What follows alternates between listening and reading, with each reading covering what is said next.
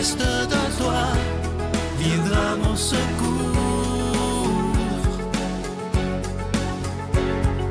Viens semer dans mon âme le grain de l'amour. Je traverse un désert et je meurs de soif.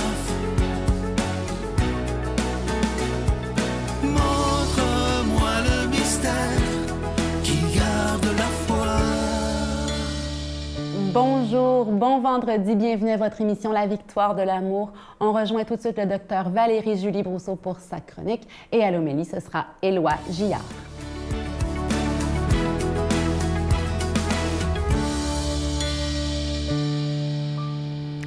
Bonjour, ici Dr Valérie-Julie Brousseau avec la chronique Nomade du désert. Dans nos dernières chroniques, on a parlé de santé physique, santé mentale. Aujourd'hui, j'ai envie de vous parler de santé spirituelle. Peu importe si vous êtes croyant, non-croyant, peu importe votre foi, un être humain a besoin d'une espèce de sentiment de vie spirituelle.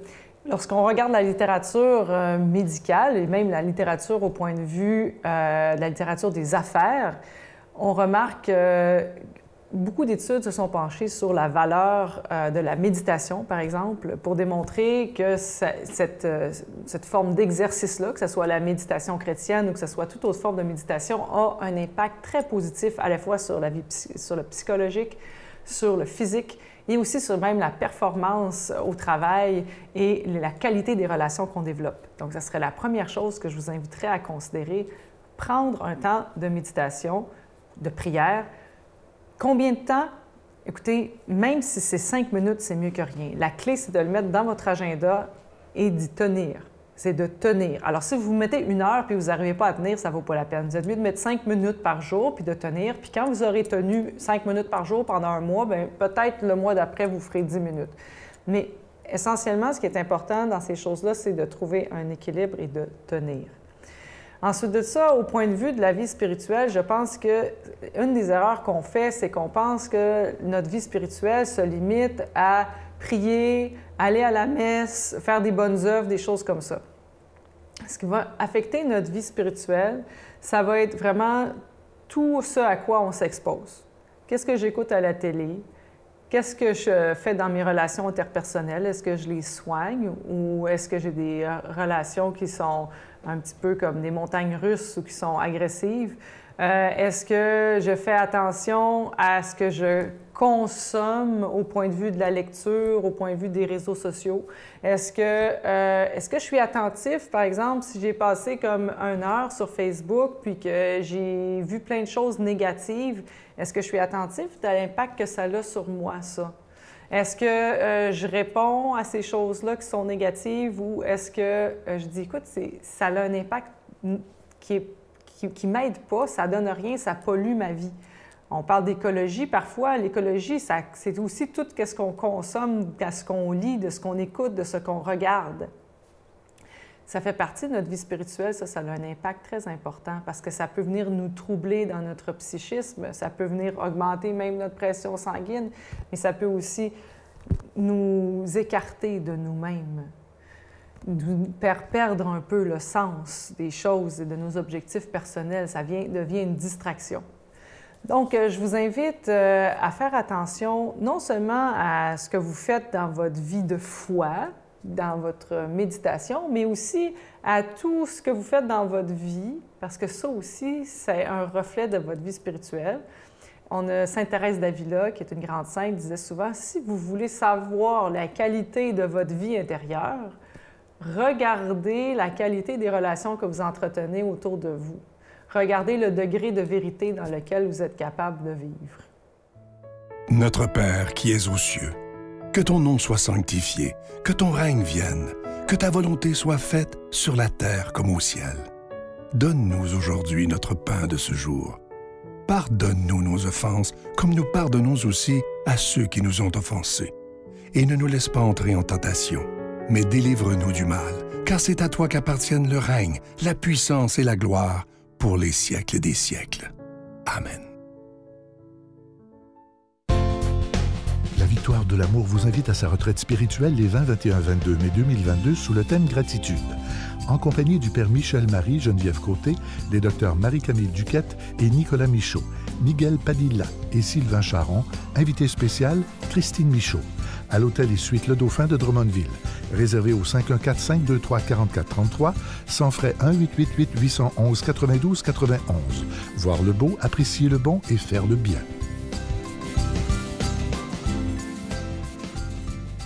Encore une fois, il me fait plaisir de vous présenter ce magnifique cadeau du mois. Il s'agit du chapelet de l'Espérance. Il est en cristal bleu et il est déjà béni. Je vous rappelle que vous le recevrez avec un don de 25 $ et si vous en voulez deux, avec un don de 40 $. Mais je vous demande de remarquer la qualité du chapelet, remarquer la qualité de la croix, la belle définition et la belle définition aussi du visage de Marie sur le chapelet.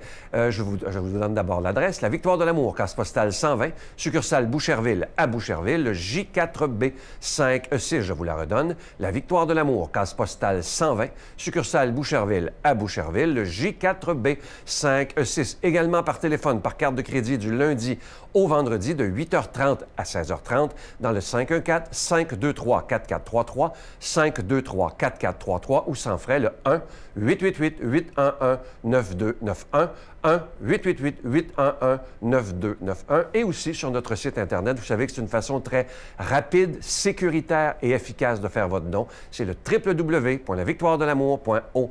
Alors, je vous rappelle le cadeau du mois de janvier. Il s'agit du chapelet de l'Espérance. Il est en cristal bleu et il est déjà béni. Merci de tout cœur de ce que vous ferez pour la Victoire de l'amour. Et je vous rappelle, pour ceux qui voudraient d'autres cadeaux des années précédentes, évidemment que ça existe et ça continue d'être disponible. Il s'agit d'aller sur notre site Internet, de cliquer en haut à droite sur l'affaire cadeaux et vous allez voir la liste des cadeaux disponibles. Alors, merci de tout cœur, tout d'abord de votre prière depuis des années pour la Victoire de l'amour, mais aussi merci de votre grande générosité parce que dans environ 2-3 semaines, ça fera déjà 27 ans que la Victoire de l'amour existe.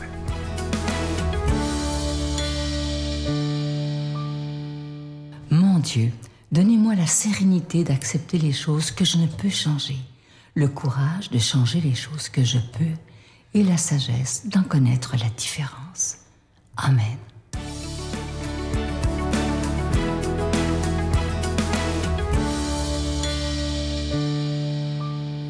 Bonjour mes amis, bon matin. Hey, j'espère que vous allez bien. Hey, ça fait du bien en ce fin du mois de janvier. On est projeté 3-4 mois, plutôt 4-5 mois en avance au Québec parce qu'il va être question dans l'Évangile des semences. Au mois de janvier, on en est encore loin, hein? Mais au moins ça nous indique que le temps avance inexorablement et qu'on va être mis au défi de laisser grandir en nous. On l'est déjà ce matin, la parole de Dieu comme une semence. On y va, on est dans Marc, il y a tellement de belles choses qui nous sont rapportées dans ces deux petites paraboles. Parlant à la foule en parabole, Jésus disait « Il en est du royaume de Dieu comme d'un homme qui aurait jeté du grain en terre. Qu'il dorme et qu'il se lève nuit et jour, la semence germe et pousse, il ne sait comment. D'elle-même, la terre produit d'abord l'herbe, puis l'épi, puis plein de blé dans l'épi. Et quand le fruit s'y prête, aussitôt il y met la faucille, parce que la moisson est à point. Et il disait, comment allons-nous comparer le royaume de Dieu? Ou par quelle parabole allons-nous le figurer? C'est comme un grain de sénévé qui, lorsqu'on le sème sur la terre, est la plus petite de toutes les graines qui sont sur la terre.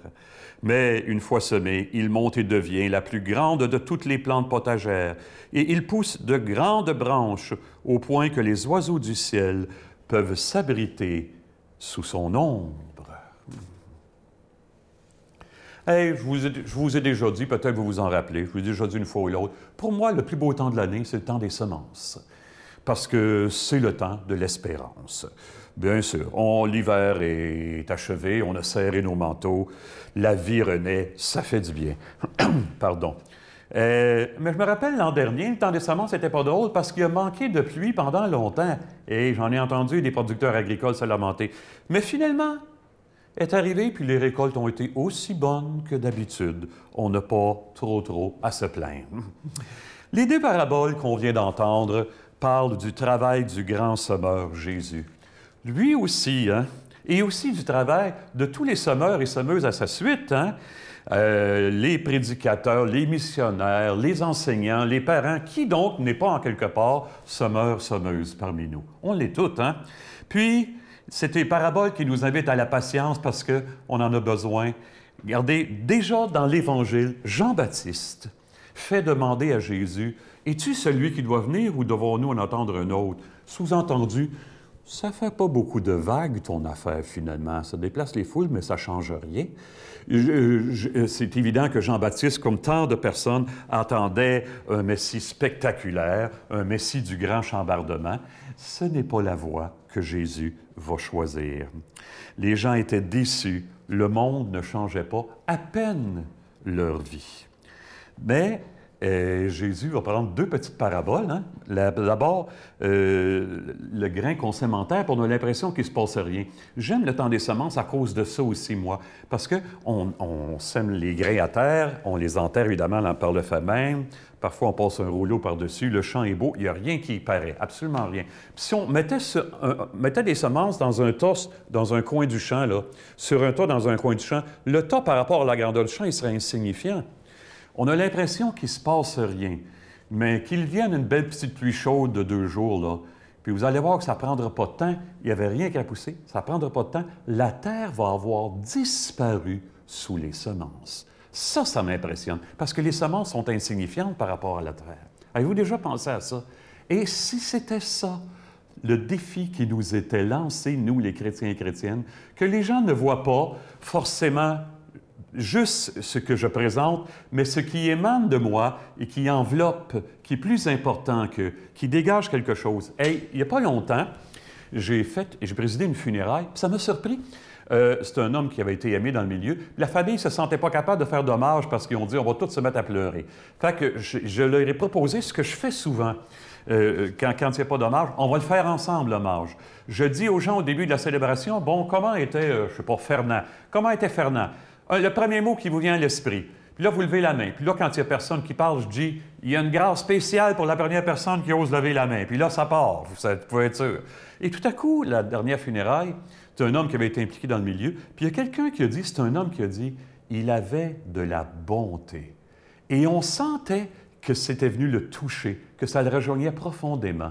La bonté qui avait transpercé ces murailles à ce défunt-là, qui avait pris la place en quelque part de son gros moi. Hein? Ah, évidemment, la plus petite semence peut finir par prendre tellement d'ampleur. C'est ce que nous disait la deuxième parabole. Bon, qui n'a pas connu de découragement devant les progrès personnels ou devant ceux des gens autour de nous? On aimerait tellement voir les choses pousser plus vite. Faisons confiance à Jésus, il travaille plus qu'on pense. Et c'est en ce sens-là que Dieu nous bénit, lui qui est Père, Fils et Esprit Saint. Amen. Bonne vie, bonne semence tout le monde. Je vous salue Marie, pleine de grâce. Le Seigneur est avec vous. Vous êtes bénie entre toutes les femmes, et Jésus, le fruit de vos entrailles, est béni. Sainte Marie, Mère de Dieu, priez pour nous pécheurs, maintenant et à l'heure de notre mort. Amen.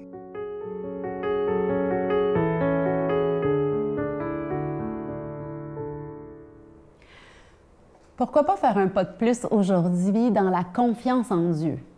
Il y a tellement de choses, des petites choses qui nous stressent, des grosses choses aussi parfois. Lâchons prise pour faire confiance en Dieu. Moi, je pense que c'est ce qui nous fait rayonner de sa présence. Quand on lui fait confiance, quand on lâche prise sur nos propres stress, ça nous rend plus détendus, plus confiants, évidemment. Il faut faire un pas dans la foi. C'est pas évident, je le sais, mais on est courageux, on est fort, on est le peuple de Dieu. Allons-y, faisons confiance en Dieu pour rayonner de sa paix aujourd'hui. Je vous souhaite une excellente journée à chacun. J'ai l'impression de devenir un personnage Instagram. Ah oui. Où, à l'extérieur, oui. à l'extérieur, tout va bien et tout. J'ai comme une petite vie rangée, mais il y a comme un... dans les coulisses, finalement, de ma vie, là, je me sentais vide. Et quand je marcherai dans le feu, tu me porteras dans